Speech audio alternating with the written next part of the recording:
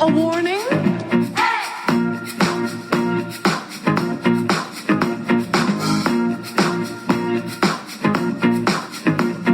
Ain't nothing to worry about. I'm worried that you work in an office, have children, celebrate wedding anniversaries. The world of heterosexual is a sick and boring life.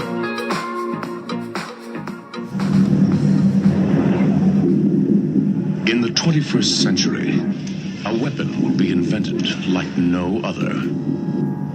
This weapon will be powerful, versatile, and indestructible. It can't be reasoned with. It can't be bargained with.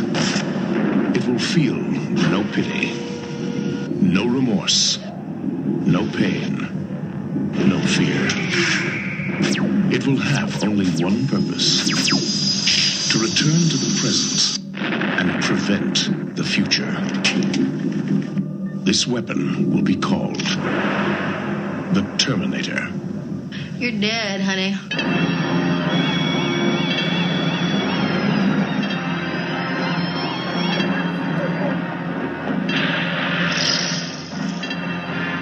What day is it? The date? 12th May, Thursday. What year?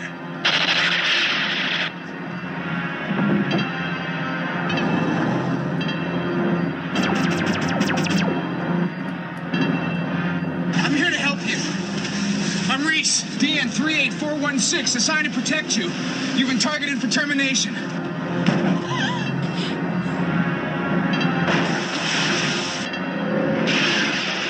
What does it want me? Why me?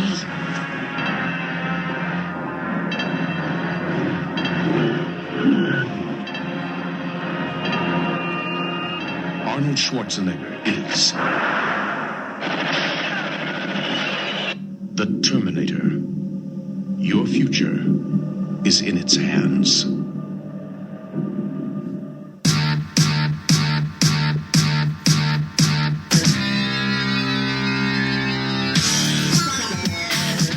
Welcome back to the show, listeners. Welcome back. We're going into November. We are here. We are going into the harvest season, heading into the holidays. Jim Cameron is welcoming us into the month of November. I mean, we're taking a trip back 40 years. Yeah. To talk about a really fun movie. But listeners, my name is Pete. And I'm Scott. And these are the movies that made us gay. Yes, indeed. What are we talking about, Scott? We decided to program The Terminator on the podcast, directed by James Cameron, written by James Cameron and Gail Ann Hurd, produced by Gail Ann Hurd, released October 26th, 1984. We have a big anniversary movie. Yes, indeed. Like I said, this is about 40 years old, and it's fitting. We'll talk about that when we get there, but it's The Terminator. I love this movie. Yeah, the original Terminator. We've already talked about T2. We talked about that one first on the show. Our friend on the Lucas, podcast. yep. Mm-hmm. If you go back and take a listen to that, a lot of people feel like T2 is the superior movie, the best one in the franchise. But, I mean, there is a lot to be said about the original Terminator from 1984, introducing us to the series, to the mythology. And, I mean, this is like the biggest, most epic independent movie you have ever seen. Yeah, produced by Orion Studios at the time. That, I mean, yeah, that like there's not like a Universal or Columbia back in this movie. No, this is an independent movie. It's a small movie. I don't have the budget in front of me, but Oh, I have it in my notes. The budget is $6.4 million. The box office returns in 1984 was $78 million. That is a lot of money. I couldn't make a movie look like this today for $6 million. Mm-hmm. But they did it. It has its charms. It is the thing about it is that it is full of. I mean, we throw around this term a lot, but it's full of practical effects. This is pre-CGI. Everything is built. Everything's handmade. And for a movie about the future, it's extremely well done. Cameron has a very distinct aesthetic. When you watch his sci-fi movies, Early Stan Winston, too. Early Stan Winston. These, like ships that fly around, these futuristic, like warships, they look like they're in the same universe as Avatar. Like, he has a very distinctive design when it comes to all this stuff. But, the mythology that was created here and the characters, Sarah Connor, these characters have been played by numerous actors in multiple sequels and reboots and requels and all of that. But, we're here to talk about this iconic first pass from 84. And Michael Biehn and Linda Hamilton are just kind of icons. So good. They're so good. You mentioned something about, I think by and large, the popular opinion is that Terminator 2 Judgment Day from 1991 is the better movie. Right. It is regarded as one of the great sequels of all time, let alone action movies of all time, which it is hard to disagree with. But, Pete, gun to my head, the Terminator shotgun to my head, I think that I really have to go hard on T1 from 1984. Sure. I think there is just something about this movie that I just love to revisit. I think that we watch this movie multiple times a year. It is my favorite of the entire franchise. Okay, so it does not have a tie-in Guns N' Roses song on the soundtrack, but it does have a really good soundtrack. I did Shazam the song that is in the little tech club, and nowhere to be found on iTunes anymore. In the New Wave, in the New Wave Club there. I really have so much to say about Tech Noir, the New Wave disco that's in the middle of downtown LA that Sarah Connor finds herself in this movie. All of the patrons of Tech Noir seem to be like people that I would have very much have had some fun with. The name Tech Noir, I was going to say, club. This is a perfect descriptor for the kind of movie this is. Well, right? that's like a whole genre of fiction and science fiction from the 80s. Well, I think it is a precursor to cyberpunk, right? Sure. The term cyberpunk does not exist, and calling anything XYZ punk was not like en vogue at the time. And so Tech Noir was this shorthand of explaining kind of a sci-fi noir movie, which it is. And, then it gets to be like so much more specific. Like I read, Alien Romulus, a descriptor in a review calling it like cassette punk or like something like that. I was like, okay, cassette futurism, like because of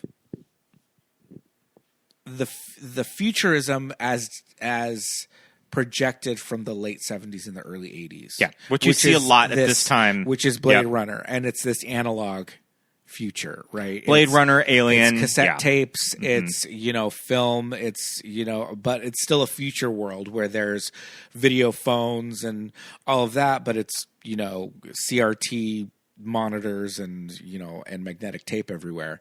And this is set in the present, but the future version of 1984, 40 years in the future. Yeah, 40 years in the future of 1984. Yeah, it opens. I have it in my notes. What is the year? It is 2029, right? Yeah, but Los Angeles 2029. But Kyle explains to her that they start building the Terminators. She says, that hasn't been invented yet. We can't do that yet." And he said, "Yeah, not for about 40 years." Mm-hmm. Which would be 2024. And so, I am roughly, we're going to get in the weeds of just the Terminator mythology.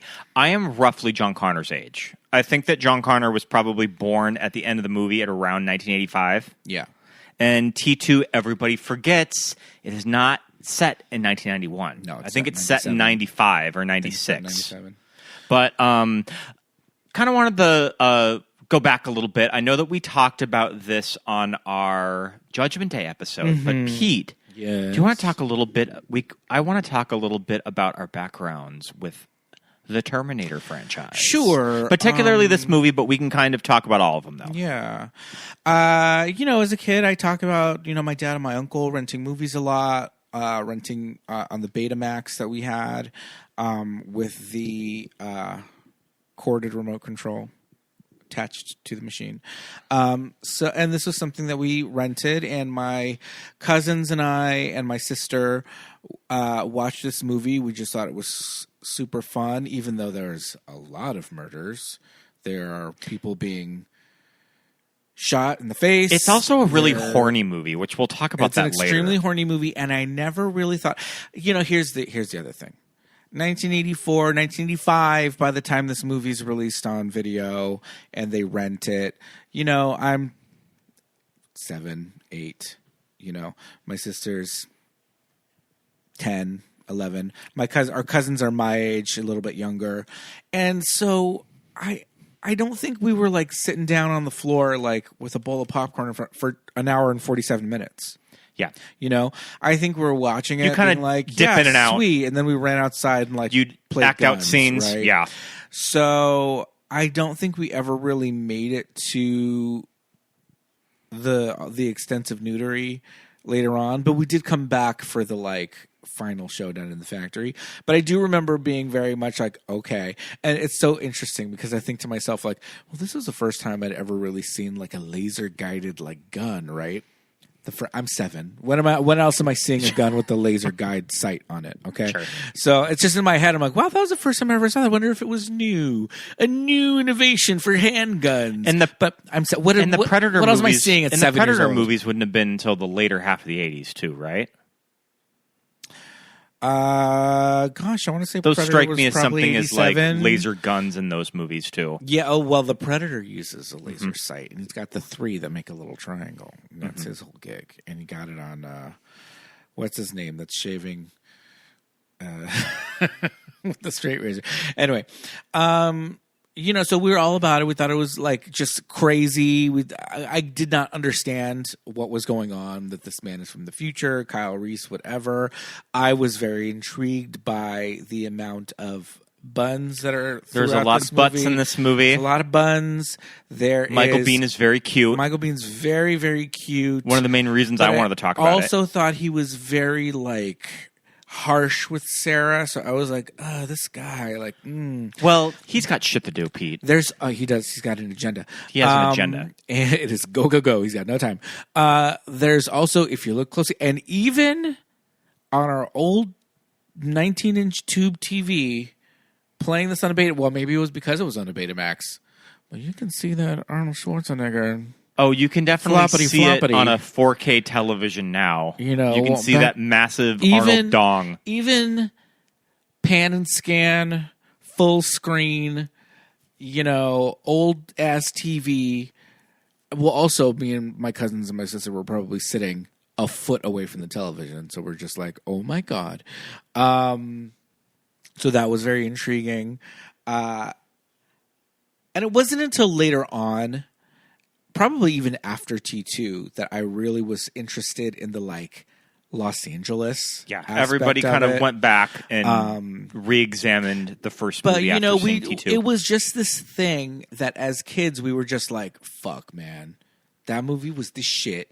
Sarah Connor's fucking amazing. And even as kids we were like, oh, haha, it just starts out and she's just average waitress, and at the end of the movie she's she'll beat your ass, and then here comes T2, and we're like, oh shit, we were kind of right.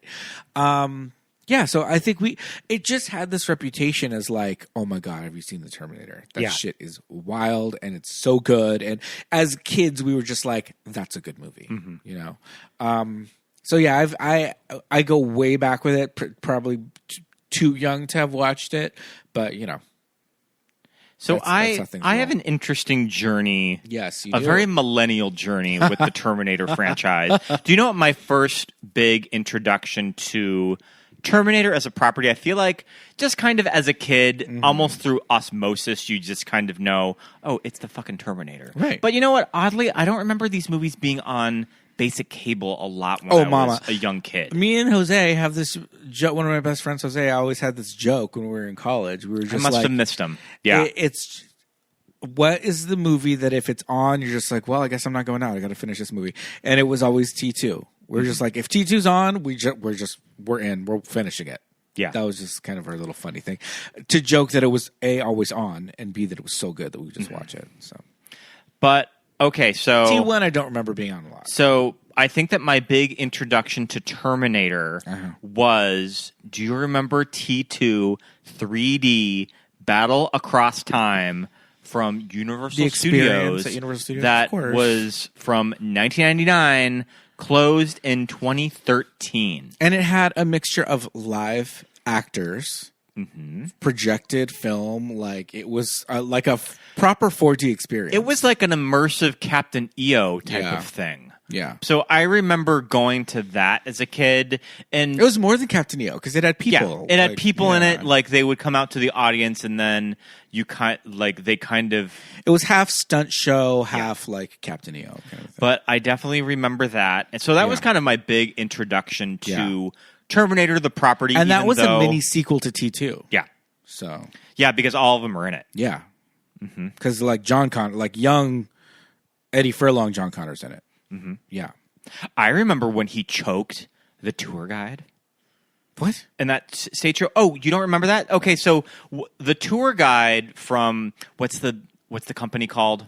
Cyberdyne is like Skynet. So they're essentially showing you maybe like up fronts for like the Skynets of like seeing the latest technology. Sure. And the tour guide is ushering you into the big theater, and she becomes a part of the show, and she gets like choked on stage. I thought you meant that like Eddie Furlong like choked out the tour guide, like one of the Terminator in life. No, one of the Terminators fully kills her, and I remember sitting in the theater being like, "Oh my god, this show is so violent. This is not for children. This shit is wild." Okay, so I didn't end up watching all of the Terminator movies until Terminator 3 Rise of the Machines came out summer of 2003. Oh boy. So I was kind of getting excited for Terminator, and I wanted to properly watch all of them. Yeah. So I watched because you were all about that upcoming Terminatrix. So that I was Kristanna Loken, Terminatrix, red leather catsuit. Our dominatrix lesbian lipstick icon. But so I watched all of them in order, which I feel like people usually don't watch these movies in order.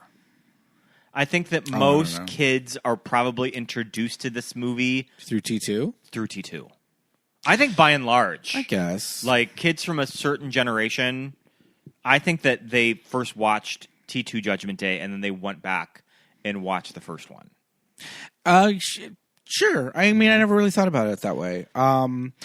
Yeah, I mean, I guess as a completist, I just feel like, you got to start with the beginning. But I guess the first one is maybe regarded as maybe a smaller movie. Yeah. Because T2, when it did come back. But isn't T2 also like Carolco? Like, it's not even really like I think a it was major Carolco, studio. Yeah. But, and I Carolco. remember around the time that Terminator 3 Rise of the Machines came out, T2 had its big DVD release. Okay. That I was working at the movie store at the time, so we got a copy of it. I remember we only had one. We only had one copy of it. We had one copy of T2 for some odd reason. So I Maybe watched they them. just thought it was an old movie. I watched and them all in order. About it. Well, I think also for back catalog movies, maybe they felt like they didn't need to get a lot of copies of it. Yeah. But I watched them all in order, and I went to Rise of the Machines in the theater, and I think that even back then, I think the first one was my favorite. Okay. Yeah, and I think that there's just something so just really cool about this movie when you revisit it. And also, it's fucking cool. The soundtrack is amazing. I think all of these like the soundtrack, A24, Stranger Things, they're all trying to be this. All these throwback scores that are trying to do this electronic thing. This is it. When you listen to this score, this is what they're going for. Yeah. I bought it on vinyl at Amoeba. Yeah, we bought it on vinyl. It's cool. It's a slow burn. Probably one of my favorite movie scores of the 80s too. But yeah, it's a great score. Yeah, it's just a fucking cool movie. Yeah, and man. I think that there's just something about the tone, and I was going on some YouTube deep dives about the production of the movie, and thought it was really interesting when they went into like the background of when James Cameron was writing the first movie. Sure. Of that, a big inspiration for him was John Carpenter's Halloween. And when you revisit this movie now, Yeah. I can totally see it. Yeah. That Arnold is pretty much the shape. That this is a 80s slasher movie, but just with a science fiction aesthetic to it. Yeah. And I think that's why I like to revisit it. Yeah. Is that I think that it has really... I mean, this is a horror movie. This Yeah, is it absolutely is a this is a horror movie. cool 80s horror movie that kind of Disguised as a sci-fi. does really fun things with the genre through science fiction. So, Yeah. And also, for the character of the Terminator, there's just something about Arnold in this movie that I think is so well done. Like, there's just something about Arnold in this movie that I think is just so, like... I don't know. I don't even know how to describe it. Of just sort of... A je ne sais quoi. Yeah. Of just... I don't know what. I think that just seeing Arnold Schwarzenegger as a bad guy is just something now when you revisit this movie feels so fresh because Arnold usually plays the good guy. Right. Yeah. So I think that's why this movie is maybe a little more rewarding in its rewatches. Yeah. Is that maybe I just have an appreciation for both genres. And it really makes the sequels, especially T2, work really well because they did this flippity-doo-dah with, Arnold being what he became by the time the second movie comes around as a superstar, as a movie star, as an action hero. Mm-hmm. And, okay, well, now he's got to be the good guy. But doing it in such a way that... putting him in the Kyle Reese protector character, it just kind of, when you watch them both, especially kind of back to back, you're just like, holy shit, that was so well done. Was that on purpose? Was that just, because it's like a few years in between. It's not like they're like, hey, this was a hit, let's make the sequel. It was a good while, right? It was like 92. Was it 92? No, it was 91. 91. It was summer in 91. Yeah. And, I mean... 7 years. James Cameron... That's a good little stretch. That's a good little stretch, and he made 2 massive movies in that time. In between. Aliens and The Abyss. Mm-hmm. So I was also reading that this movie was supposed to start filming kind of at an earlier date. I think that it was more in 1980, kind of maybe late 82, early 83. Yeah. And they had to wait for Arnold to finish filming one of the Conan movies. Yeah. So, the thing about this movie, and I don't know how long we can spend on it, but there's like so much, and at this point, how much of it has become like legend, right? Movie legend. Because there's all this stuff of like, well, at first they didn't want the Terminator to be like a big guy. They wanted him to be more average looking, like the T-1000, like a Robert Patrick kind of a thing. And also there was supposed to be a liquid Terminator in the story. There was supposed to be dueling. That's never going to happen. There was supposed to be dueling Terminators. Yeah. So, I think that was the original idea. Yeah. No, I know. Yeah. So it's like there's all these stories of like, what could have been, right? And even Linda Hamilton tells these stories of just like, oh, I thought Arnold Schwarzenegger was a horrible idea. I really loved the idea of it being more of an average guy, like Michael Biehn kind of a character, and then cut to T2 and, putting Robert Patrick in that role. And she said the same thing, like, oh, this is a bad idea. Like, it doesn't work against Arnold, blah, blah, blah. But like at the end of the day, all of these things really work out, to our advantage. But, how much of it is true as far as like Lance Henriksen possibly being the Terminator before Arnold. I think it was test footage. Yeah. That Lance Henriksen did. Lance Henriksen is James Cameron, kind of a lucky charm. He's in a lot of Cameron movies. He's famously Bishop, the android in Aliens. and he was going to be in the abyss, but he wasn't available at the time. And he ultimately plays a police officer in this movie. You had some information on some of the casting choices. Yeah, looking at kind of the alternate universe of the Terminator, of actors that could have been Kyle and actresses that could have been Sarah, is really interesting. I was reading people who were considered for Kyle Reese: Christopher Reeve, Matt Dillon, Kurt Russell, Treat Williams, Scott Glenn, Tommy Lee Jones, and the boss himself, Bruce Springsteen. I feel like Matt Dillon probably would have been the best out of those. Would have been young. He would have been young, but I like the idea of Kyle being young. Mm-hmm. Christopher Reeve, too big. I feel like Christopher Reeve could go toe-to-toe with Arnold Schwarzenegger. Christopher Reeve could have been Terminator. Yeah. I think that a young Kurt Russell in the 80s could have worked. That would have worked. I mean, he would have been pretty young. Williams, in 1984, Kurt Russell would have been 30, 29. Yeah. I think I think Escape from LA is probably 81. What about Sarah? So actresses who were considered for Sarah Connor, I'm seeing Jennifer Jason Leigh. Love it. Melissa Sue Anderson from Little House on the Prairie. Oh my God. Jessica Harper from Suspiria. And I think the two actresses that got very close to reading with Jim were Rosanna Arquette and Leah Thompson. I remember Leah Thompson talking about on The Nerdist of having to drive to Jim's house to go read for him. Sure. So she made it at least that far. Yeah. But I think that of all of the actresses that I just read, I would say Rosanna Arquette maybe would be... Rosanna would have been pretty good. She would have been pretty good. She would have been pretty good. I'm glad that we got Linda. I'm glad that we have Linda. Yeah, we got our Linda. Especially with what we know of, for T2 and all that. Like her journey. She did so well in that movie. But Linda was coming off of Children of the Corn. Yeah. All right. I remember Jeffrey Mixed, when he was on our episode for The Fan, talked about...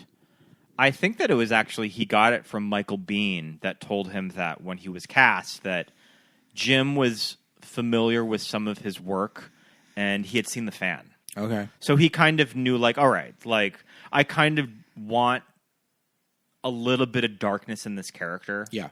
And I think that Michael Biehn also maybe just kind of works also as a super handsome everyman that's just kind of thrust into this time traveler soldier role. So right, I think he's really in good. The 80s, that build is just he's just like a skinny guy, He's also pretty fit. When you see him, he's when fit. You see him running around But the alleys and stuff. In the 80s, the idea of a fit guy was fucking Mr. T. I mean, he's not, Jai Courtney. In the 80s, fit guys were Mr. T, Hulk Hogan, and Arnold Schwarzenegger. And you put Michael Biehn next to him, and he's a 90-pound weakling. Yeah. Right. So especially at that time period. So I think that really kind of lent itself to that character. Now we see that, and that lean, fit, Brad Pitt Fight Club body is the ideal. But then it wasn't. Then it was you're skinny, And yeah, he is really handsome, and I think they tried a lot in this and in The Abyss to distress him. They gave him these scars and bullet wounds, all and these stuff. battle scars and stuff. Yeah, in the movie. But I'm glad that Michael Biehn kind of got to be part of this kind of Cameron troupe. Yeah, and that's the thing with James Cameron is that he has a reputation of kind of being a hard ass, but if Jim likes your work ethic, he's going to be calling you back for a lot of work. And that's the thing. It's certain guys that he does work with. And women, too. But I mean, guys in particular, certain of them that he works with, I feel I don't know that I'm messing with Michael Biehn, with Ed Harris, you know, with like fucking Lance Henriksen. I feel like these dudes, I'm not pushing around. And I think that these are guys that kind of are like, all right, this guy can be a son of a bitch, but we're making really tough ass movies. And some of them stuck around and worked with him some more. Some of them decided not to. Maybe some of them couldn't hack it. I mean, Bill Paxton makes an appearance in this movie as they were friends, though. The fun street punk up at the Griffiths Observatory, and I love the punks at the observatory. He made back-to-back movies with Jim, because he's in Aliens. Yeah, and he had just worked with Best Director. Lady Catherine Bigelow in Near Dark. Just worked with Catherine Bigelow in Near Dark, and Catherine and Jim are friends. It's a whole group of people that kind of came up from this, like, not Harvey Korman, not from Roger Corman, Corman. Roger I was Corman. going to say is that which also kind of cool, which is also kind of cool that gets James Cameron some real street cred is just that 70s grindhouse, Roger Corman school of filmmaking. Well, the cool thing about that is that they were probably not union, so that they could have somebody like Jim going, "Oh, I can do that. I know how to fix that," and he would go in and kind of do everything. He did special effects, he did camera work, he did costume design, he did all these things that on a real movie, if he was just a PA in a studio, he wouldn't have been able to put his hands on all those things. Yeah. But working with Corman, they were like, okay, if you can fix it, go fix it. I think he was subbed in for the Piranha movie like last minute. Yeah. So they just needed somebody to finish the movie. Yeah. And so that's why Jim can, edit a movie, and he can go in and work on effects, and he can draw, storyboards, and he can do, preliminary designs for production design, like all this crazy shit, because he's done it already. Galen Hurd, I think, was an assistant for Roger Corman back in the 70s, and that's kind of how she got the hookup for this movie. I think that they were dating or maybe even married at the time. Yeah. You always hear this famous story that he sold the rights to Terminator. I don't even think he even had a finished script at the time, that he sold the rights to Galen Hurd for $1 to produce the movie. And he would be the one directing. And this is at a time when you look up producer of the Terminator, and it is one person. Yeah. And it is Galen Hurd. She was the producer of the movie. Yeah. Period. Like, nobody got producer credits, executive EP, whatever. Different time. But, yeah, I mean, like I said, this movie is 40 years old. So there's a lot of lore and legends and all of that with the making of it and everything. But, it wasn't until fairly recently that I was like, I mean, I knew this was shot in and around Los Angeles. And you can call out the 2nd Street Tunnel, and you can call out, Broadway. Grand Avenue by the Music Center and Broadway and all that stuff that they're driving through. But it was fairly recently where we were like, oh, that fake Bob's Big Boy that Sarah works at, that is in our neighborhood. That is down the street. When you see that shot of Sarah, we walk past it all the time. Sarah cruising down the sidewalk in her cute little moped. Yeah, we live just down the block from there. Her topaz gold moped. Okay, so another thing that I wanted to talk about that I think that what kind of draws me into this movie is the journey that Linda Hamilton goes on as Sarah Connor. Yes. Is that I think that when we are introduced to this character, there's just something immediately endearing about her. Of when you meet her driving to work on the moped, when she clocks in at work, when you see her like waiting tables and dealing with all of these rude customers. She has her really fun friend. You're dead, honey.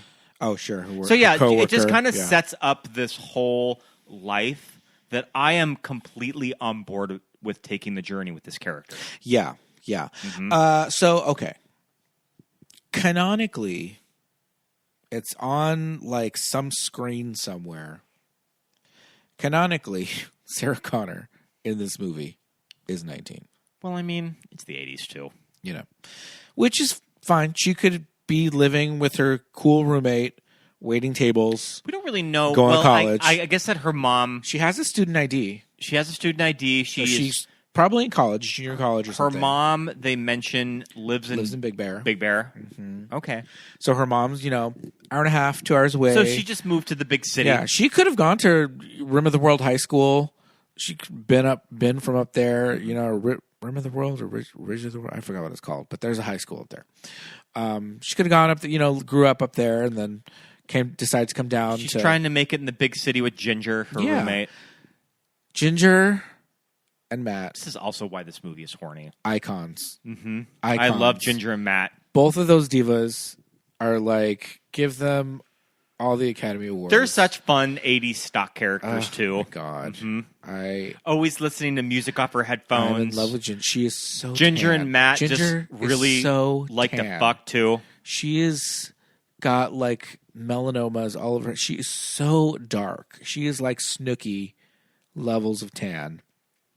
With her 80s ass little wire headphones and her Walkman, and Matt is just down to fuck.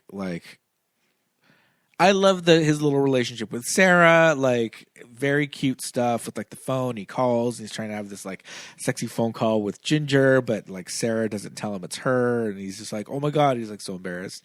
I love it, so great. Sarah's home life.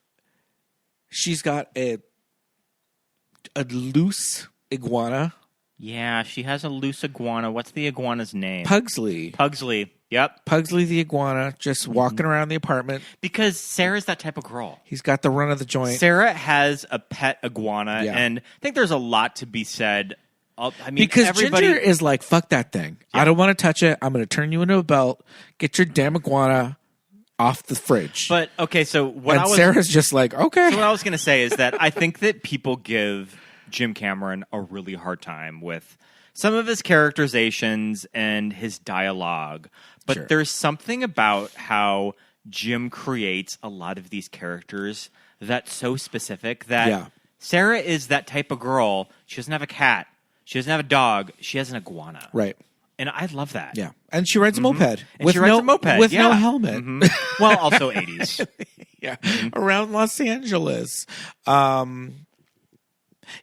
think it's a very specific character choice. She's a waitress. I wouldn't say she's frazzled. It's just a busy day. Yeah. Fucking kids running around. She works hard for the money. Yeah. But that she's a very kid that puts that ice cream in her pocket. The guy says, "Maybe I should give you the tip." Fuck you, dude. Pugsley the iguana. She's gonna go out on a date with a guy who drives a Porsche, although he stands her up. But who cares if he's got a Porsche? Yeah. Sarah's going out outfit is wild. It's like a long maxi skirt with a voluminous very a blouson knitwear top. She does change out of it into her little tie-dye top because she's not going to be running around the whole movie in a a scrunch boot and a mock turtleneck. Well, should we back up Yeah. and talk a little bit about the time travel aspect of this movie? Ooh, I geez. mean, Ooh, geez. there's a lot to be said, and we can't get too into the weeds of just dissecting time travel on this podcast. No, and we talked about it a lot in the T2 episode, but these movies have kind of created a philosophical paradox dilemma that is like an academic question. Well, that, and it's almost like drawing a circle when you look at the journey that these characters take when time traveling. Right. Too. And you have to view time in a somewhat linear way, and the rules are somewhat similar to like a Back to the Future time travel situation, but they don't really go off into like separate timelines because one timeline affecting another and things like that. But the paradox being that John Connor from the future sends back a soldier to save his mother so that she's not killed by a Terminator and ensure his birth. But the soldier that he sends back is his father. Yeah. And it's a complete circle. So the thing so it was is, fated to happen. It was fated to happen, but it brings up the question of if they succeed, then it won't happen. If Kyle succeeds in his mission, then John from the future, that future will no longer exist. And John will no longer need to send Kyle back. So how will Kyle come back to Father John? See, this is if why it succeeds. See, this is why this is the paradox. Sequels, well, this is also why the sequels past T2 don't work. This is the philosophical, academic, dilemma. It's the Terminator paradox. Mm-hmm. It's kind of what it's called. There's no answer. No, there's no answer. But what I feel like is I think that the movie itself is so confident that maybe you just don't question it. Right.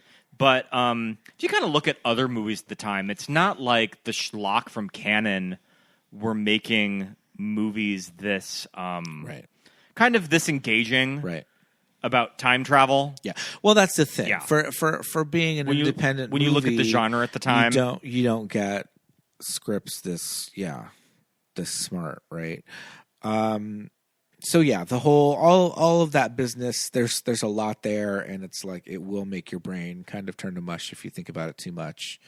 The Griffith Observatory, good place to time travel to if you're going back to Los Angeles 1984. I mean, not today, Mama. That place is packed to the gills. Like I'm always any day of the week. I love these scenes of the Griffith Observatory. I mean, you get Arnold's iconic introduction with that flapping dong in the shadows. Let me tell you this. The very first shots at the observatory, it is a garbage truck, and it's because the cold open of the movie is the future war, right? Mm-hmm. So when it starts back up, you see this garbage truck and like the gears, and you hear the gears moving, and then it pans out, and you're like, oh, it's just a garbage truck. Oh, it's today, right? It's a little Gagarini. The driver of the garbage truck, he's like, what the hell is that? He's in Weird Science. He's in like the jazz bar. They go, in the family jewels. he's that actor from Weird Science. I always think that's so funny. Anyway, our king, Bill Paxton. But yeah, this is literally a time when the Griffith Observatory, I don't think there's ever a moment. There could be street toughs at the Griffith Observatory. Just drinking booze and hanging out and talking shit. That structure that they're standing next to. Yeah, it's where the bathrooms are. I think it's really interesting. Yeah. I wonder if they built it for the movie or if it was actually there. Yeah, I don't know. There's like one of those telescopes you put the quarter in kind of a thing. And those are there, I think.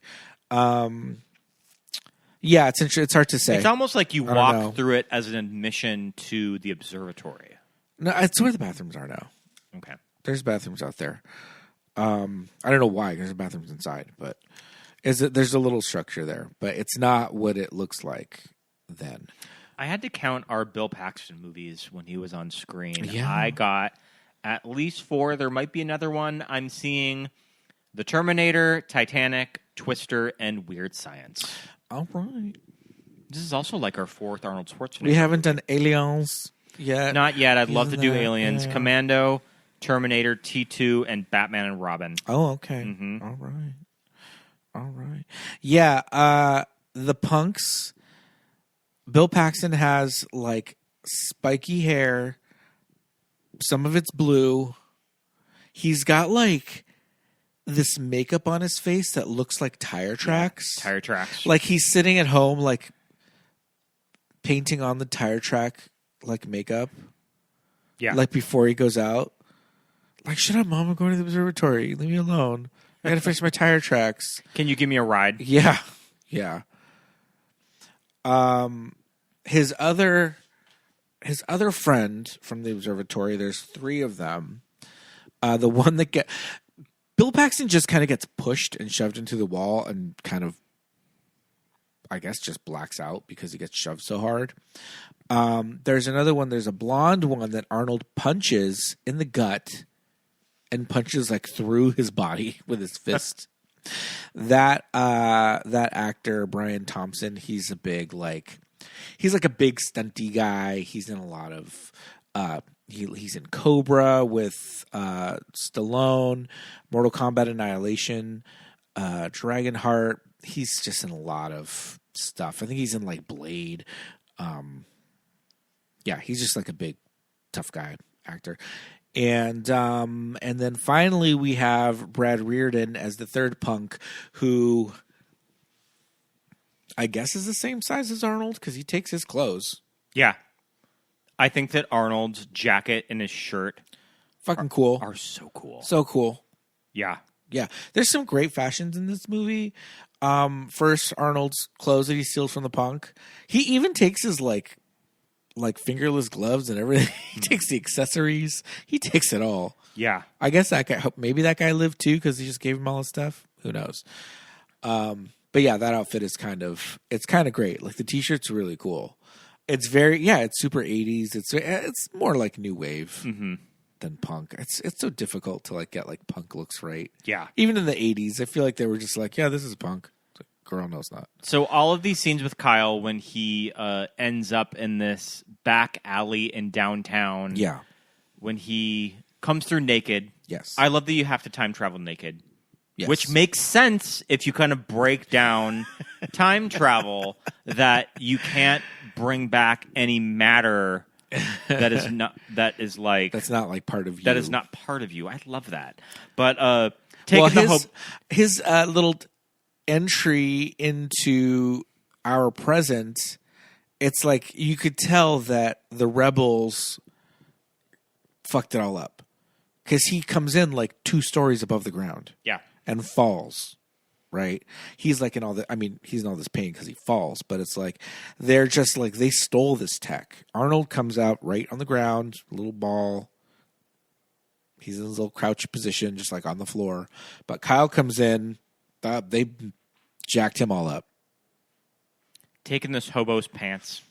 He's running around a good portion of this movie. I mean, maybe the entire movie, just in the pants of this homeless guy. So he goes into this department store and he steals an overcoat, shirt, and some shoes. These shoes are fucking cool. Yeah, the Nikes. They are, a lot of people think they're Air Force Ones. They are not. They're Vandals. And for the Genesis premiere in 2014, Nike worked with the costume designer of Terminator Genesis, and they did a reissue. And she was actually kind of like a sneakerhead person, and they were like, this is the shoe, this is the reissue, we're going to do the Kyle reissue. And she's like, that's wrong, that's not the kind of shoe it was. Who is that? The costume designer for Terminator Genesis. Oh, I see. Yeah, her name is Susan Matheson. They came to her and they're like, we're going to do the reissue for your movie because Jai Courtney, his costume is pretty accurate to the Kyle Reese look from this movie. We always comment, I mentioned it at the top of the show a little bit, Jai Courtney and Michael Bihn's body types. A little different. Yeah. Mm-hmm. Yeah. And face and hair color and everything about just them. Bizarre casting all around so for that weird. Entire movie. So weird. But so they were like, here's the shoe, this is the Kyle Reese shoe, and she was like, that's wrong, it's not an Air Force One, like we gotta fix this because I don't want him to wear the wrong shoe. And so they fixed it. They made it's a Nike Vandals. They look like an Air Force One. They're black, they're high tops, and they've got a Velcro strap around the ankle, and they're just a fucking cool shoe. And it's one of those things that it's like you're never gonna get a hold of them. Those sneaker people are crazy.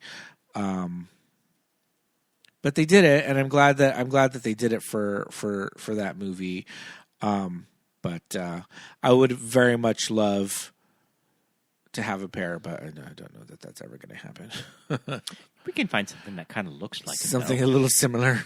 I always think See, they have of this white these strap on scenes the when ankle. we're walking to precinct. Oh, yeah. I'm pretty sure that we have found the exact department store that he is running around in, and it is still A department store. a yeah. little department store. So now it's a Falas. Mhm. I don't know what it was then. Might have been a Woolworths. Mhm.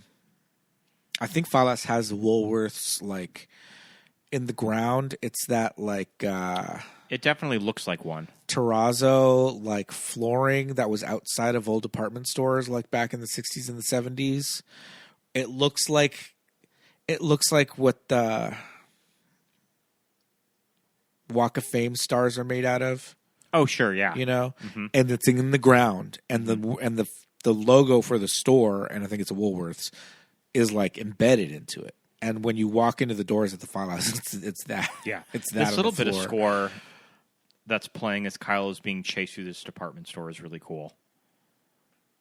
Oh yeah, Mm-hmm. yeah, it's great. I love it. Let me see, pull my notes again. Okay, so I want to go back to Ginger and Matt and those divas. Okay, so Ginger is played by Bess Mata, and Matt is played by Rick Rossovich.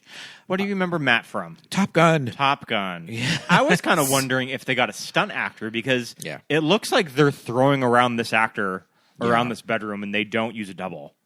Yeah, no. And another thing about Matt in this movie and like their horniness and all of that is that, you know, when he is being thrown around in this movie after him and Ginger get it on, he's wearing these like bikini briefs. He's wearing these little striped He's wearing these bikini, bikini briefs. briefs. I mean, those would be underwear that I would have... Those were designer underwear in the 80s. Designer underwear from the 80s Yeah. that if I was a kid watching this, I'd be like, those are men underwear. Yeah. That's an adult man. One day I will wear underwear like that, and I will be a man. Because kids, Yep. you know, you wear tighty whities or you wear boxers, right? And so you see designer underwear on a person, on a man, and you're just like, oh mama. Big sexual awakening. Oh, mama. Yeah. So I don't see stunts in his IMDb. Seeing actor, camera and electrical department. Yeah. But I mean, he's a big guy. He was fit. You know, he, like I said, he was in Top Gun. He played Slider. He's Slider in Top Gun. Still working. His IMDb picture is current. Just looks like him today. You know, just still like a fit, good looking dude. You know. Yeah, I love his relationship with Sarah. Yeah. Yeah, you know, and that's the thing. It's He like, gives her, okay. He gives her a little kiss on the cheek. Yeah, it's his girlfriend's roommate. When he you comes know, in. It's like Yeah. a playful little like, hey, you know. And when Sarah's in trouble and she's calling Ginger, she's just like, I need you and Matt to come get me. Like, you know.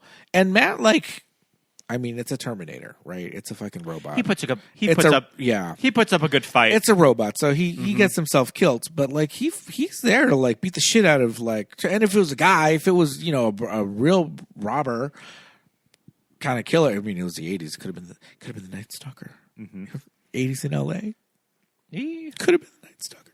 So but I think Matt would have put up a good fight. So Sarah finds herself at Tech Noir. Tech Noir. After, Oh my God. seeing on the news that all of these Sarah Connors have been murdered around Los Angeles. So I like that she's like, okay, this fucker with the Porsche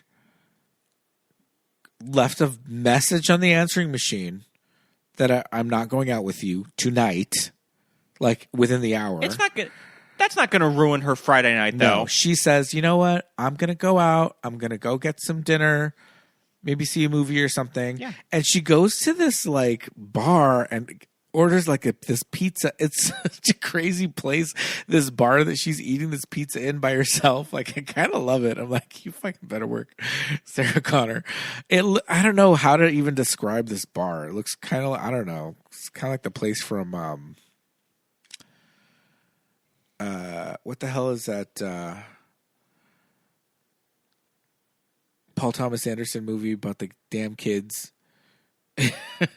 Boogie Nights? No, the kids with Magnolia. No, the kids, the teenagers. Licorice Pizza. Yeah, Licorice Pizza. Well, that's like a proper supper club. Yeah, but it's dark and like this doesn't a dark look like bar. a supper club. Not Tech Noir, the place before that. That's what I'm thinking of. Yeah. It doesn't look like a supper club. Okay. I was almost thinking of someplace like Swingers. Okay. Yeah. Yeah, but it just seemed like dark leather booths and wood and all that. At any rate, yeah, she had already seen the first Sarah Connor. Okay, I want to talk about the very first Sarah Connor. With the yes, you have to do your Randy impression, your Randy's impression of this woman. So okay, I always thought that the first Sarah Connor that gets killed was the teacher from Overboard. Sure, it's not. The one who Goldie yells at? Yes, the one that Goldie yells at. Teacher from Overboard is Doris Hess, the fake Sarah Connor. I love this is in your notes. Yes, it is. And I'll tell you why. Because Marianne Muller-Lyle, who is the real fake Sarah Connor, whom the news reporter says is 32. I mean, 32 in 1984. She was born in 1948. She was about 34, 35. Yeah. When they made the movie. Mm-hmm. So, hey, it's not too far off. But she was born on November 26th, 1948. I share a birthday with the fake Sarah Connor. With the first Sarah Connor in the phone book. Yeah, the only one that we see on screen. Isn't that wild? Phone books just printing addresses. Yeah. That's what it's for. That shit That's is its job. crazy. So anybody, that's how Marty found Doc Brown. Terminator could just look up Sarah Connor. And you had to pay or them. Scott Youngbauer. You had to pay them to not put it in. And be unlisted. Yeah. And I feel like whenever you told somebody you were unlisted, they're like, oh, la-di-da. Well, look at you. Yeah. Who do you think you are, Carrie Bradshaw? Yeah. You had to pay them to not put it in. Otherwise, I'm in the book. That was what they would say. Just look me up. I'm in the book. Is there any type of a phone book that's printed now? I think they still print the phone book now. There has to be. Yeah. And it just has to have landlines in it? I mean, I guess. Yeah, because now they don't put in cell phone numbers because our cell phones are from wherever the hell. So, yeah. Do they still print the phone book? Yes, telephone books are still printed, but their use is declining. Well, thank you, AI overview. Reasons for printing. Phone books are still printed for a number of reasons, including regulations, ad revenue, and the needs of some demographics. Well, probably for the yellow pages, too. Businesses. Stuff. Yeah, but everybody just Google it. Yeah. But yeah, you know, I often think about that every now and then. I think that's my Roman Empire is thinking about life before the internet and cell phones, just having to look people up in the phone book and just being well, I'm leaving the house. Having to write down directions I'll figure out a piece of paper. My day as it happens. Hopefully you have your Thomas guide handy. Yeah. I didn't see the Terminator needing a Thomas guide when he was driving around LA. It's all up there in the noggin. He's just got it all up in that noodle. They just programmed streets in... They just scanned a whole Thomas guide. In the Terminator. They just took pictures of it and just uploaded it into his brain. I mean, he has his little responses to everything. So okay. I can see that they put streets of Los Angeles in there. Yes. Simpsons, Itchy and Scratchy lands do a very Terminator Vision kind of thing. But the whole thing with Terminator Vision is that it's pretty silly. If there's not an operator running him, which there isn't because Terminators are self-guided, right? So why does he need that? Why does it just because it looks cool. Yeah. He wouldn't need to visualize because it reads well way. on film. Yeah. And all this little data coming up on it. But yeah, very in a 1984 computer readouts, computer screens, all that stuff is oh my god, what is that? Mm-hmm. That's the future. They have to communicate that he's a robot. Yeah. And it's a fun way. Yeah. I'm into it. Yeah. But okay, fucking Tech Noir. I feel like I would go party at Tech Noir right now. So interesting that, Tech Noir was that commonly used in film studies that the production design knew to call the bar Tech Noir. Yeah. That's so interesting. Or just a call by Jim or something. Yeah. I don't know. Like, yeah, it's just a fun little in joke.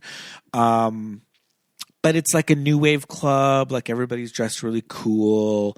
And, like, Sarah's like, oh, do you have a phone? It was the first thing that was, like, open because it's late now. And she's, you have a phone? And the girl's like, yeah, it's in the back. And she goes to run to use the phone. And the girl goes, $450. Like, damn, mama. The cover to Tech Noir in 1984 was $450. That's a lot of money. That's a lot. I feel like that's a lot. Mm-hmm. I feel like that would have been like a $15 cover today. At least $20 now. That's what I'm thinking. Mm-hmm. In 84, to get into a club, $450. Fuck yeah.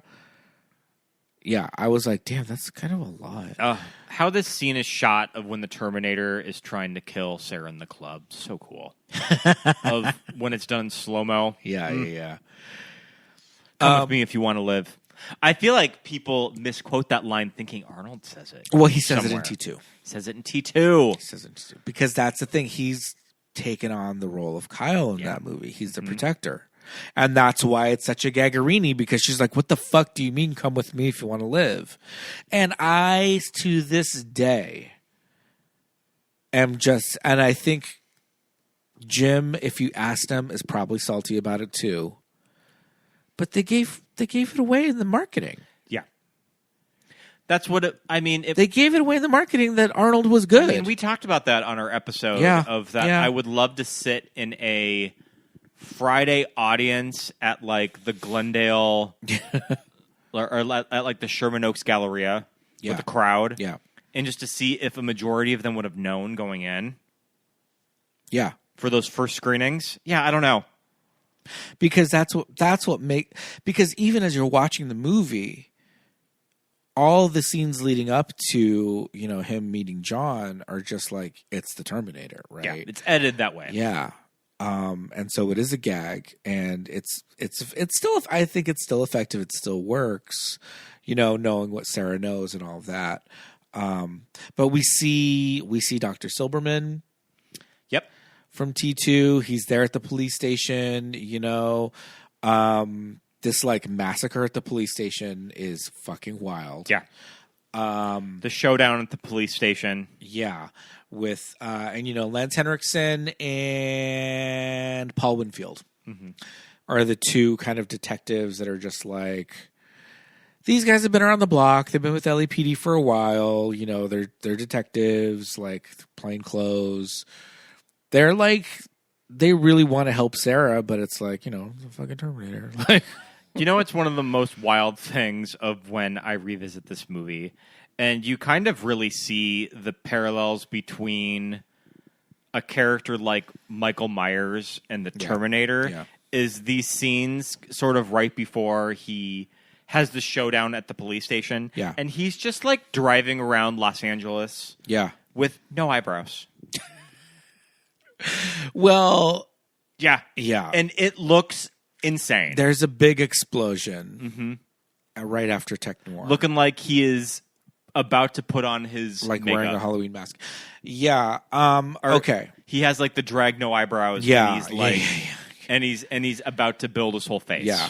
So, I've seen this movie a million times. I obviously know what's going on, but like, the shootout at Tech Noir happens, and like, he's got these little machine guns, and I think Jim kind of does an okay job of showing that, like, yes, machine guns do eventually run out of ammo, right? And at one point, Sarah falls, and he's standing right above her, and he's got to reload this machine gun, so that's why he doesn't shoot her. So he's like, she's on the ground, there's like a dead body on top of her, and he's like reloading. And Kyle comes from behind and shoots him with a shotgun. And, like, it gets him in the arm. He turns around, turns to face Kyle, and he takes a shotgun blast to the chest, flies back through the window, crashes through the window and on the sidewalk. And Sarah's like, oh, shit. Kyle, that's when Kyle says, come with me if you want to live, right? So she's like, what the hell's going on? Cuts to Arnold outside, and he gets up. Yeah. And you're just like, fuck! Yeah. He just took 2 to the chest with a fucking shotgun, and he gets up. That's when she's like, what in the fuck is happening? And then, later on, the cops are like, oh, he was probably wearing Kevlar, and he's probably on PCP, and he's just on drugs, and, he's wearing body armor and all that. And Sarah's like, sure. Okay. Yeah, I guess. Kyle blew him up. And he still came after these scenes at Tech Noir would have been really fun to see with the 1984 audience in the theater. Yeah, all this stuff is wild. But yeah, Arnold just going around this movie with no eyebrows. Yeah, and they take those eyebrows off within the first half hour. I mean, even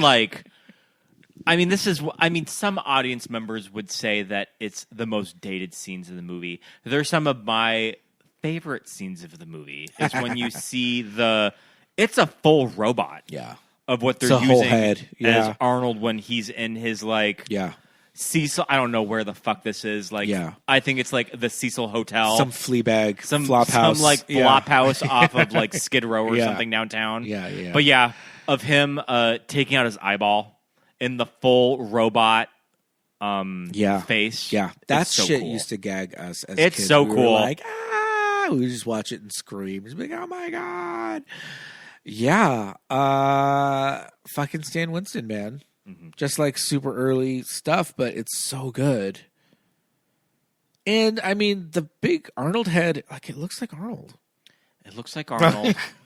I don't know. It's also a little uncanny valley too. No, yeah, you're a little unsettled by looking at it. It's clearly which is funny puppet because when he's driving around, they give him a prosthetic on his face. Sure. So I don't really know why they didn't do that for these scenes. Maybe they kind of wanted something a little more shocking. It's way later in the movie. Body it's horror when they're doing when he's in the big rig and they finally get to the factory. Yeah, it's only a couple of shots. And it's the big robot eye. Is that what you're talking about? Yeah. You see the big robot eye? Yeah. I mean, I guess they could have done that, but I think maybe in close-ups maybe in close-ups they just weren't sure that it was going to read, so they were just and I don't know, maybe they just thought it'd be fucking cool. If we do a whole head, we can really dig in there, really make it seem that it's inside of his head and not placed above, makeup built out, on top of his eyes. But yeah, cool stuff. I'm seeing that for the special effects shots, Cameron wanted Dick Smith, who had worked on The Godfather and Taxi Driver. Okay. Smith, I don't think was available to work on it, and he suggested Stan Winston for the job. Oh, okay. Yeah. So it was a big break for Stan Winston. Was getting this movie. Yeah, yeah. Speaking of Dick Smith, there's another Dick. Oh, Dick Miller. Dick Miller. Poor Dick Miller. Poor Dick Miller, this poor gun shop owner. Just gets blown away. I need the phase plasma rifle. Just what you see here. Mac. Well, you got to fill out this paper for any handguns. But if it's a shotgun, you can take it right now. Right now. Oh my God! But some of the extras that this movie is fucking peppered with are killing me. There's a guy that walks out of the gun store that looks like a wild AC/DC guy. The guy on biker. The payphone. The guy in the payphone with the ZZ Top beard. And he's isn't he in suspenders? Yeah. He's wearing not suspenders, overalls. He's wearing denim overalls. Mm-hmm. And he's got a long ZZ Top beard. And the garbage truck guy who we love. Mm-hmm. What the hell? This, the LA of this movie is so fucking crazy. These people are wild. They got some really great extras, but yeah. I mean, Dick Miller also, he did all of those Roger Corman movies. Yes, so that's probably why. Yeah. I think that he's in Piranha. Yeah. So that's probably where Jim knew him from, was just all the stuff with just all that stuff that he came up with in the 70s. Yeah. Hey, just what you see, pal. Yeah. I need a phase plasma rifle. Okay, so we talked a little bit about Ginger and Matt's horniness, but as Kyle and Sarah continue through this movie, there is a banging sex scene later on that I don't know. I feel like when I started, when I kind of was like, I'm going to sit down and properly watch this movie, I just always remember it. And I was just actually sat down and watched it, or maybe bought the Blu-ray. I was just like, damn, they're going at it. Well, it's this interesting. This is a sex scene they don't make anymore. Because they kind of set up Kyle time traveling to the 80s that he's almost, he's in love with Sarah even before he gets there. Yes. Too. Yes. That it kind of builds up that this is just sort of, much like Dracula. He's traveled. He's crossed oceans of time. Crossed oceans of time to find her. So, yeah. So he knows of her. Yeah. Or maybe he's met her in the future. I don't know that they ever set up future Sarah. Maybe I'm just thinking of But he's got the picture. He's got the Polaroid that the little boy at the end. So he has the picture. Yeah. I think that he's just heard stories of John Connor's mother. He says I wanted to meet the legend. Yeah. So he's he's going back to time. He's time traveling. Yeah. To go find her. Yeah. And put the bone zone on her. Mm-hmm. I don't know if that's his intention, but They also cut a scene where he pulls a gun on her. Ooh. Yeah. Do you know that Michael Biehn gets bit on the hand by his female co-stars in almost every James Cameron movie that he's in? Does Newt bite him on the hand in Aliens? Yes, she does. Sarah bites him on the hand in this when they're in the garage. Who bites him on the hand in The Abyss? Probably Mary Elizabeth, Master Antonio, because he has her in a couple of beats, a couple of moments in that. Isn't he kind of a villain in that movie? He's the main villain. The aliens aren't the villain. I need to revisit The Abyss. Yeah, it's long. I feel like you kind of go in and out when we watch it. I go in and out, and I feel like the last 25 minutes of that movie completely lose me. Well, we also watch the extended version, which is adds 25 minutes to it. So. Sure. But okay, that scene where she bites him in the hand, and they're in the garage, and he's explaining the future war and all that. So the first garage that they're in, I was asking you about that. It's the Department of Water and Power. Across the street from the music center. Okay, so we drive by. There's that a garage space a lot. for that building, and it's there. Oh, when he's telling Sarah about the war and her son. Yes. Then that's the parking garage. Interesting. Then there's a chase, and they crash, and all the cops are there. And he's going to get out, and he's got the rifle. And she's like, don't get out. They will kill you. They will kill you. This is I was asking you where that space was when we were watching. Where is that? Okay, so that's called Lower Grand, right? It's this, and it's weird. I've never been down there, but I've seen it in ad campaigns. Do you remember? Yeah, it has to be photographed a lot. Do you remember the end of Dark Knight Rises? When, what's her name? Frenchie with the big eyes. Marion Cotillard. Talia Shire is Al Ghul. Driving a armored car, and it goes down. It hits this. It's on a bridge, and it hits an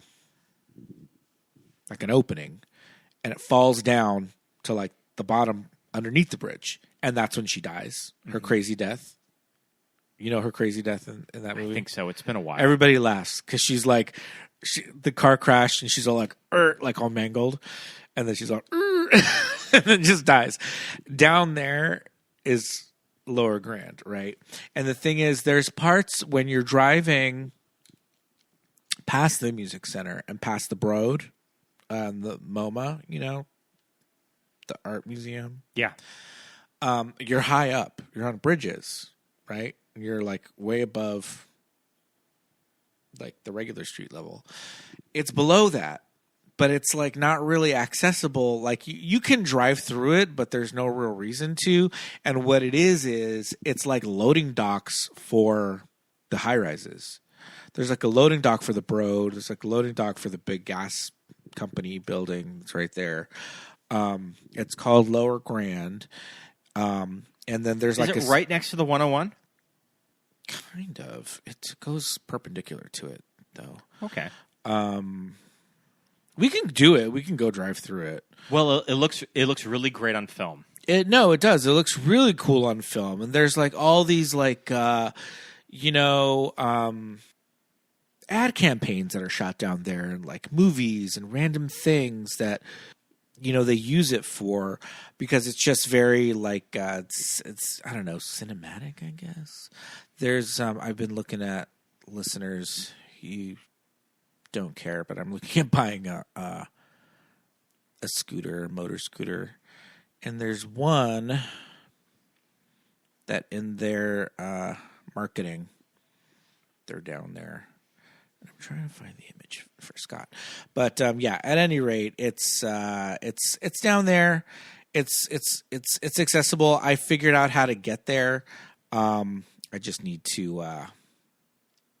Next time we go to the Alamo Draft House, I'll take it. I mean, speaking of The Dark Knight Rises, there's a lot of scenes in that movie which are car chases around downtown LA. Yep. That remind me a lot of the Terminator. And it's kind of like, because they are. I mean, James Cameron just kind of perfected the way how you film all of those streets downtown. Yeah. And what's kind of cool about certain areas of downtown when you see it on film at night in these movies, it still fucking looks the same. It's just like, is the precinct like right across the street from this intersection? Yeah. All of this stuff still pretty much looks the same. Yeah. Like there might be sky rises that surround them, but I mean, there's parts of downtown that still look the same as they did in the early 80s. Especially when you're like Broadway and like that whole area, it definitely looks very, very similar. So, when we have to drive through there because it's difficult for me to explain. No, yeah. But it's all down there. But I never knew how to get there because it's this huge cavernous, like, where are they? It's like, it's clear that they're in a tunnel, but I'm like, I don't know what the fuck tunnel that is, but I found it on the maps, and I was like, okay, this makes some sense here. So anyhow, I'm definitely going to be doing our Kyle Reese, Sarah Connor, like, recreation tour. I don't know if we'll be able to take any photos because it's like a weird industrial street. And also at this time when Jim was photographing all of these car chase scenes, did they even have permits to shoot anywhere? Probably downtown, not. were they not. just like, I mean, the guerrilla filmmaking of taking a camera and just following a car? Yeah, I'm going to say probably that. But so cool. Yeah, for sure. Yeah, Lower Grand, it's so weird. I'm so like obsessed with how to get there.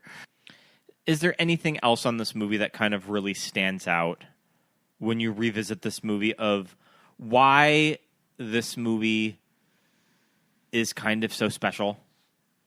Kind of comparing it to something like T2. I think that Sarah's character arc, I think, is really satisfying. I mean, Jim has written a lot of really great female roles in his career. And Sarah is definitely probably the best of all of them. And there's just something about her journey that she goes on in this movie.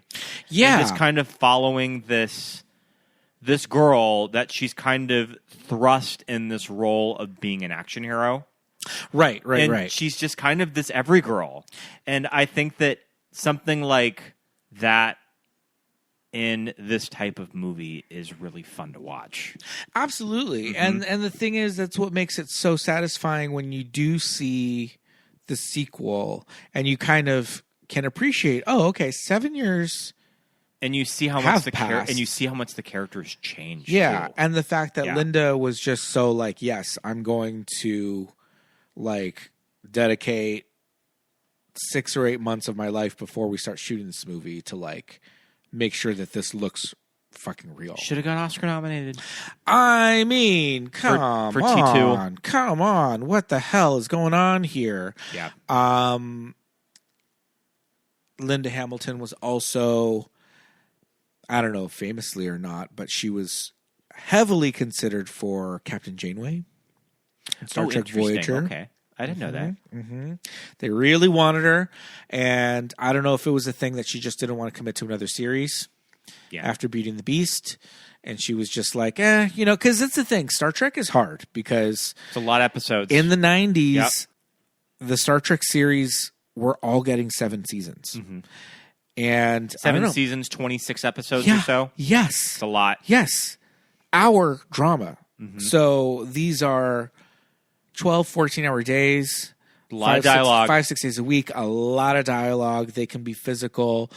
And, I don't know. Maybe she wasn't living in L.A. Maybe she, there's a lot of factors that go into it. And when you commit to Star Trek, they were shooting all those shows at the Paramount lot in West Hollywood, all in the 90s. So it's just like, I don't know, maybe she was just like, fuck it, I live in Wyoming now. Like, I don't want to do that for 7 years, So I think it was a thing that I think she said no. I think she passed on it, but they really wanted her. And I think she would have been kind of a really cool Captain Janeway. But I'm glad that she did come back for the sequel. I mean, the remainder of the Terminator sequels and requels. And that's the thing is that how do you follow up a movie like T2? Yeah. Of just like, how are you going to do it? Yeah. Of that, there's just something about Terminator that just really ties that series up in a nice bow. Yeah. That I just don't really know where you go. I mean, there has been numerous reboots of this property on film and television. Yes. And none of them have quite ever worked. Did we talk a little bit about the Sarah Connor Chronicles? A little bit. On the last one. Lena Headey. Lena Headey's really good. Friend of the pod and former guest Thomas Dekker. Yes. Thomas Dekker. John Connor. Yeah. Yep. Yeah. I watched Sarah Connor Chronicles. And that got 2 full seasons, right? Yeah. Was it CW or UPN? I don't remember. I think it was CW. It was one of the two. I think it was CW. Yeah. I feel like UPN by that point it kind of wasn't really around anymore. It had Brian Austin Green. It had Shirley Manson.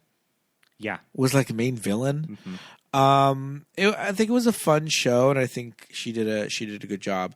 But yeah, the thing about like I think you're right. I think most people kind of think about the second movie as just being such a big blockbuster, and this one being a little bit more of on a smaller scale and all that. But it still feels big and feels epic. Yeah, epic yet intimate.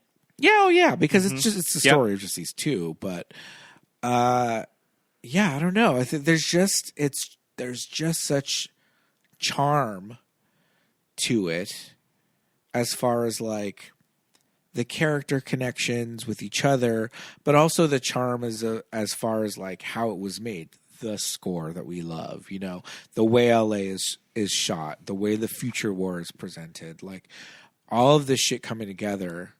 Yeah, I don't know.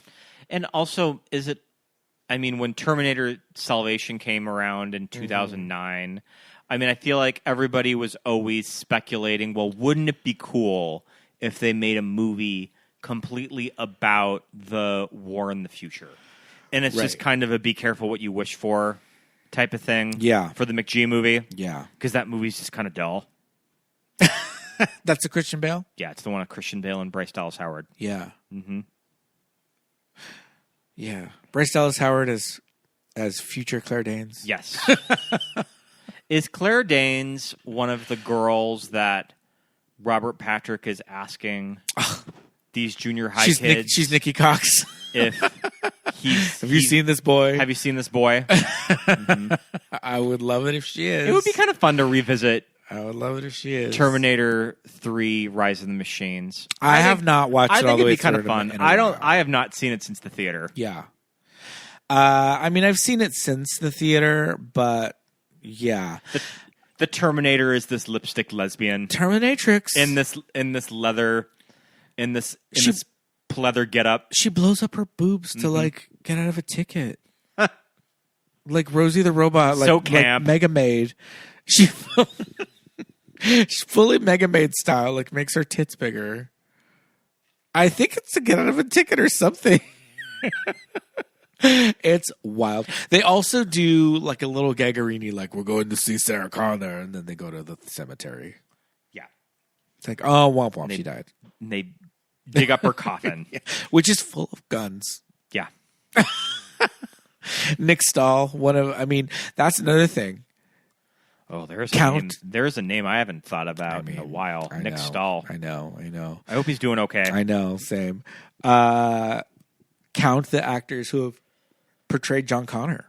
Okay, so we got one in this movie. Do we? No, I'm thinking of T2. You're thinking of T2 when we see the He's got future, like a scar on his face. The future flash forward to the future. Flashback to the future. Flashback to the future. Yeah. Okay, so we get little Eddie Furlong, the random actor that's in T2. Flashback to the future guy. Flashback to the future guy. Nick Stahl. We get Nick Stahl, Christian Bale. Yeah. And then what about, Dark Fate and Genesis? Isn't it? What's his name? Well, they kill de-aged Eddie Furlong AI Eddie. at the beginning of Dark Fate. So I guess it kind of goes back to Eddie Furlong. And I know that the big thing with that movie is that everybody was saying this is the true sequel to T2. Yeah, I don't know about that. But yeah. Remember Matt Smith is in that movie, and then you're just like, oh yeah, he's in this. I forgot. Do you remember Helena Bonham Carter is in Genesis? Salvation. No, Salvation. She's the one that essentially creates Arnold. Yeah. In that movie. I remember that. I remember when they announced that casting, it was a big deal, and I saw the movie, and I'm like, that's it? Yeah. That's it? I knew it was a stunt casting thing. Yeah. Mm-hmm. Who's the guy that was in one of the Planet of the Apes sequels, and he's in Genesis? He's in the Planet of the Apes movie with Kerry Russell. He's one of the Jason Clarke. Yeah. He's not John Connor? He might be John Connor. I don't remember. I think he is. I think you're right. And then then for Kyle Reese, you get Mama. You get Anton Yelchin. Oh, Anton. And Terminator Salvation. Yeah. Sure do. That's the thing about all of the Terminator movies. I liked that young, teeny tiny teenager Kyle Reese. I thought that was a kind of a fun idea. Pre-soldier. Looking up to John Connor. Yeah. Pre-soldier, just like, okay, we're going to, Isn't there a bunch of nonsense at the observatory in that movie, too? Yes, there is. Mm-hmm. It's all with him. Yeah. It's a lot of nonsense at the observatory. Yeah. One of those things that kind of makes oh, sure, you can totally walk from that section of LA to another in a day. The Terminator sequels are really interesting because I think that at least with the Matrix sequels, you do have diehard fans that kind of ride or die for all of them. Yeah. I think with the Terminator movies, they're a little different. Right. Because I don't think that they're as fondly remembered with the diehard fans. Yeah, I agree. Mm-hmm. Yeah. It's a tricky property. Yeah, and it is. I think it's okay if we put it all to bed. Of that, we had a good run of the good movies, which are pretty much just two. Yes. And that's okay. Yeah. We'll always have them. Yeah. It was nice to see Linda back in the one that she came back for, whichever one it was. Dark Fate. Dark Fate cut to a really good trailer, I remember. Yes. Mm-hmm. Yes. We had a Latin Terminator in that movie. That was that Mexican actor. Yeah. Is that really handsome guy? Was that movie great? Is it my third favorite? I don't remember a lot of it. I don't remember a lot of it. Mm-hmm. But the lady robot from Blade Runner is in it. Madison, what is her name? Telly? Yeah, Madison, Megan. Forget her name.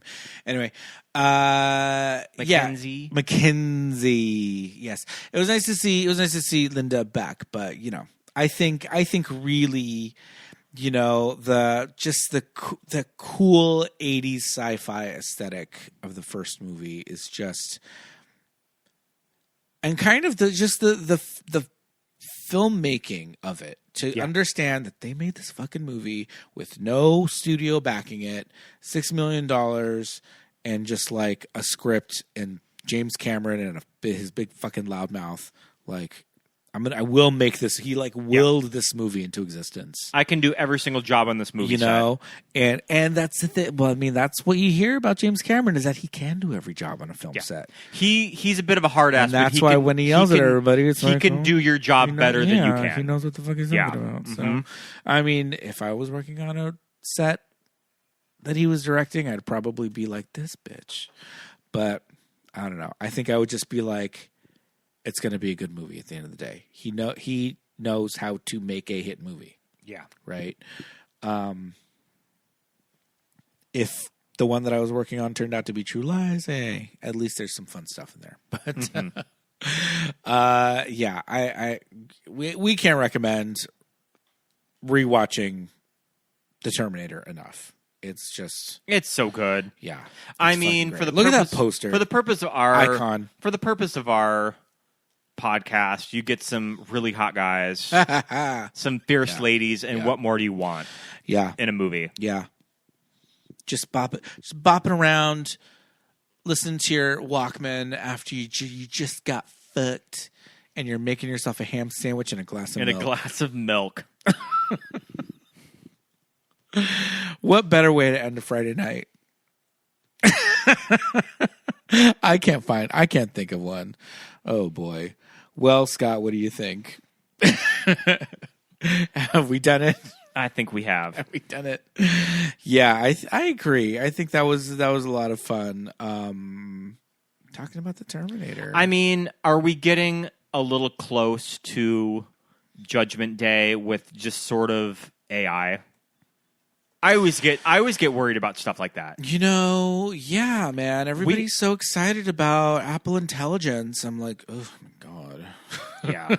It's something that I still cannot quite incorporate in my everyday life.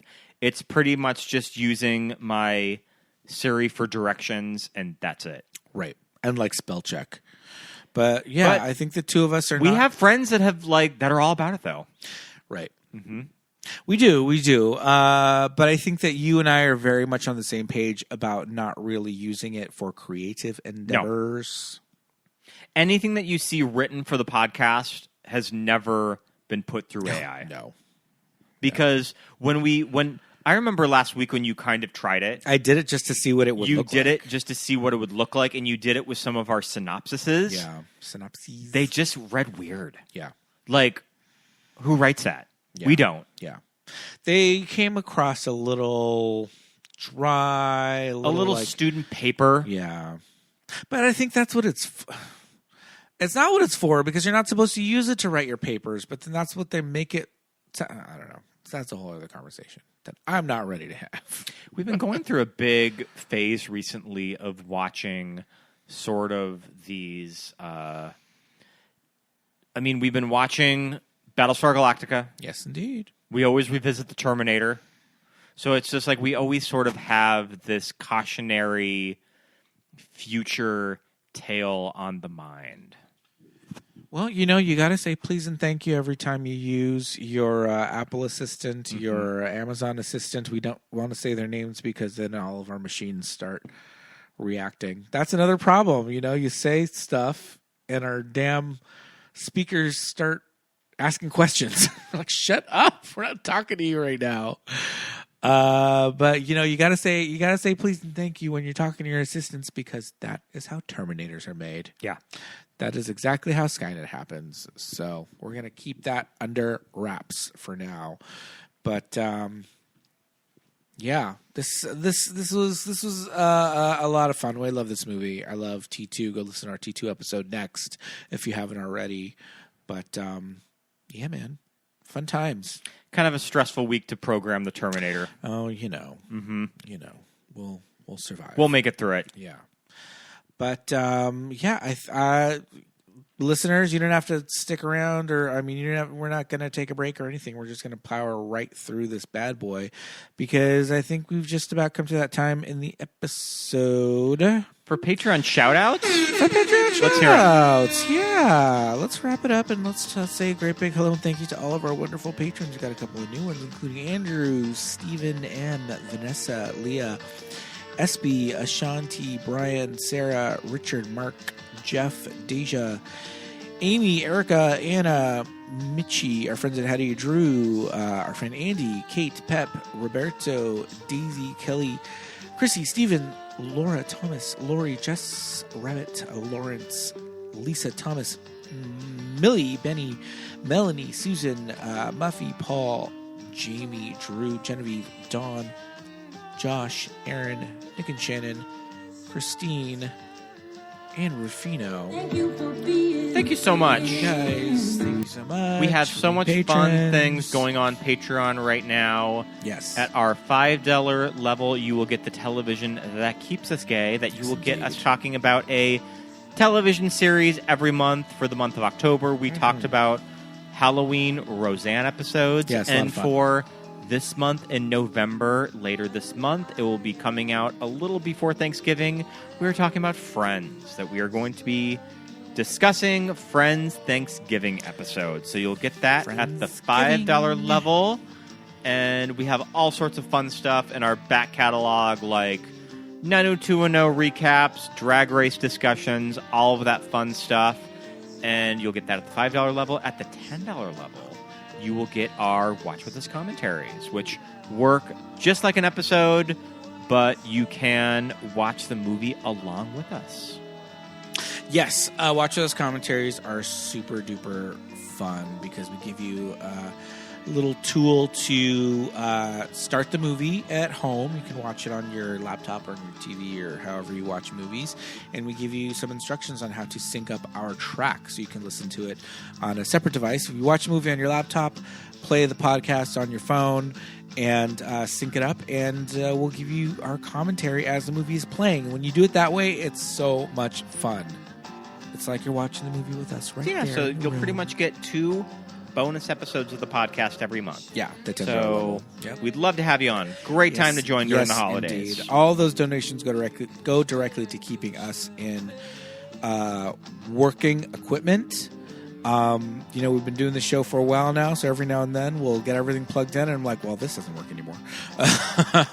So we got to go out and replace some things and all of that, and coming at you every Friday ad-free.